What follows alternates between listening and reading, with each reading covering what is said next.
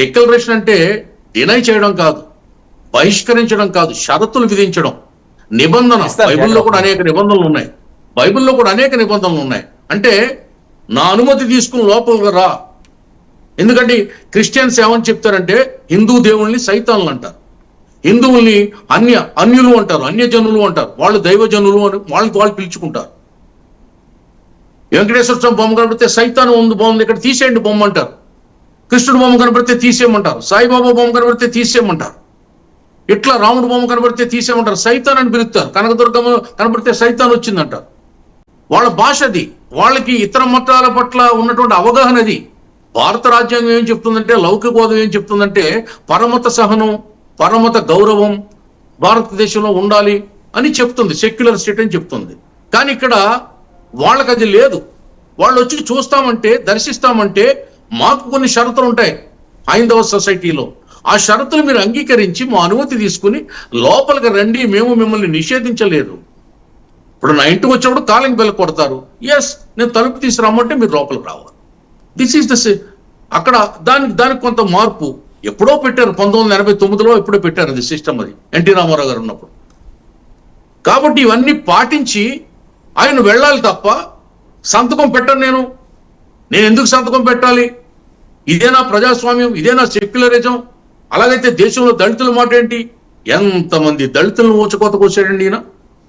ఎన్ని వేల మంది దళిత మహిళలు ప్రాణాలు కోల్పోయారు. దళిత అధికారులు, డాక్టర్లు, లాయర్లు, జడ్జిలు, కాంట్రాక్టర్లు ఎంతమందిని, ఆఖరికి డ్రైవర్, ఒక ఎమ్మెల్సీ డ్రైవర్ని, తన దగ్గర పనిచేసే దళిత డ్రైవర్ని మా తూర్పుగోదావరి జిల్లా అనపర్తిలో ఆకలితో కడుపుకి ఆ నకనకలాడే ఆకలితో ఒక మామిడికాయ కోసుకున్నాడని ఉరిది చంపారే. దాని మీద కేసు పెట్టారా జగన్మోహన్ రెడ్డి గారు? విచారణ వేశారా జగన్మోహన్ రెడ్డి గారు? ఆ కుటుంబానికి 1 లక్ష రూపాయలు సాయం చేశారా జగన్మోహన్ రెడ్డి గారు? ఆ కుటుంబానికి 1 ఎకరం భూమి ఇచ్చారా జగన్మోహన్ రెడ్డి గారు? ఆ కుటుంబానికి 1 ఉద్యోగం ఇచ్చారా?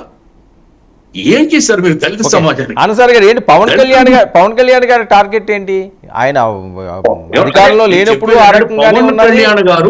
పవన్ కళ్యాణ్ గారు అనేక దశల్లో మెచ్యూర్ అవుతూ వస్తున్నటువంటి ఒక యువనేత. ఆయన మొదట్లో ఆయన మీద చెగువేరా ప్రభావం, భగత్ సింగ్ ప్రభావం, అల్లూరు సీతారామరాజు ప్రభావం, అలా వస్తూ పెరియార్ అంటే అక్కడ అర్థం ఏంటంటే పెరియారు నాస్తికుడనే ఒక కోణం. పెరియార్లో అంబేద్కర్, పెరియారు ఇద్దరు కూడా ప్రాణ స్నేహితులు.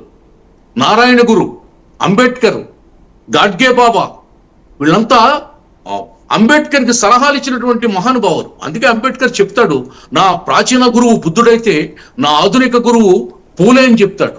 నా సహచరులు నారాయణ గురు, పెరియారు, గాడ్గే బాబా.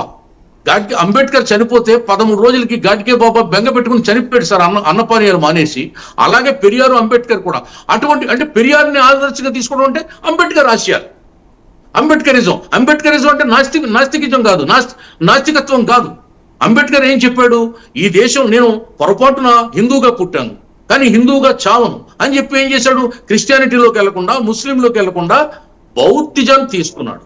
అందుకే డాక్టర్ సి నారాయణ రెడ్డి గారు ఒక మాట చెప్తారు, నా దేశం భగవద్గీత, నా దేశం అగ్ని పునీత సీత, నా దేశం సంస్కార గంగ, నా దేశం కరుణాంతరంగ అని చెప్తాడు. కరుణాంతరంగ అంటే బుద్ధుడు మించిన కరుణామయుడు ఈ సృష్టిలో, జగత్తులో ఎక్కడ ఎప్పుడు లేడు.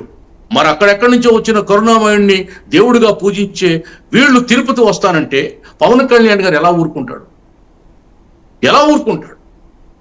ఒక ఉప ముఖ్యమంత్రి, అక్కడ కల్తీ జరిగింది ఆయన ముఖ్యమంత్రిగా ఉన్నప్పుడు, జగన్మోహన్ రెడ్డి ముఖ్యమంత్రిగా ఉన్నప్పుడు. అక్కడ అపచారం జరిగింది ఆయన ముఖ్యమంత్రిగా ఉన్నప్పుడు. ఓకే, అక్కడ అవినీతి జరిగింది ఆయన ముఖ్యమంత్రిగా ఉన్నప్పుడు. ఇప్పుడు ఈ ఉప ముఖ్యమంత్రి ఎలా ఒప్పుకుంటారు? అది తేలిన తర్వాతే నువ్వు రావాలి. అయినా నువ్వు దేవుని చూడడానికి వెళ్ళాలంటే నీ పార్టీ క్యాడర్ అంతా రమ్మంటావా? నీ భార్యను తీసుకుని వెళ్ళాలి, సతీ సమేతంగా దర్శనం చేసుకోవాలి. ఎప్పుడైనా ముఖ్యమంత్రి హోదాలో దేవుడికి పట్టు వస్త్రాలు భార్య సమేతంగా, సతీ సమేతంగా ఇచ్చారా? లేదే. ఆనాడు దేవుడు అక్షంతలైతే ఏదో దులిపేసుకుని అక్షంతలను ఏదో నెత్తి మీద ఏదో కాకి నట్టేసినట్టుగా ఆయన ఏ విధంగా నటించాడు ఆ రోజు? శ్రీవారి అక్షంతలు అంటే ఏ ప్రపంచం కళ్ళకద్దుకుంటారు సార్? బంగారాన్న పారేస్తాం కానీ అక్షంతలు పారేయం. మీకు దర్గాలోకి వెళ్ళండి సార్, వాళ్ళు ఒక గులాబీ రేకులు ఇస్తారు, చిన్న బూందీ ఇస్తారు.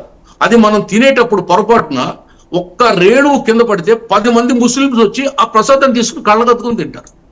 అంటే ప్రసాదానికి అన్ని మతాల్లో కూడా అంత అపురూపమైనటువంటి పవిత్రత ఉంది, ఓకే ఓకే ప్రాధాన్యత ఉంది. ఓకే ఆనంద్ సార్ గారు ఒక్క నిమిషం. దాన్ని ఈవేళ మనం తిరుమల తిరుపతి లడ్డూ లాంటి మహాప్రసాదంలో కల్తీ జరిగిందనే ఒక విషయాన్ని ముఖ్యమంత్రి గారు బయట పెట్టినప్పుడు దాన్ని పట్టుకుని ముఖ్యమంత్రి గారు తప్పు చెప్పారు, ఆయన చెప్పడం తప్పు, ఆయనే తిరుమల తిరుపతి ప్రసాదాన్ని మాలిన్యం చేశారు, అందుకే కోర్టు ఎలాగంటుంది, లేకపోతే రాజకీయ పార్టీలు రాజకీయం చేశారు కోర్టు అంటుంది. ఇవి కాదు కదా సార్. ఓకే ఓకే ఒక్క నిమిషం ఆనంద్ సార్ గారు. అరుణ గారు ఒక్క నిమిషం అండి.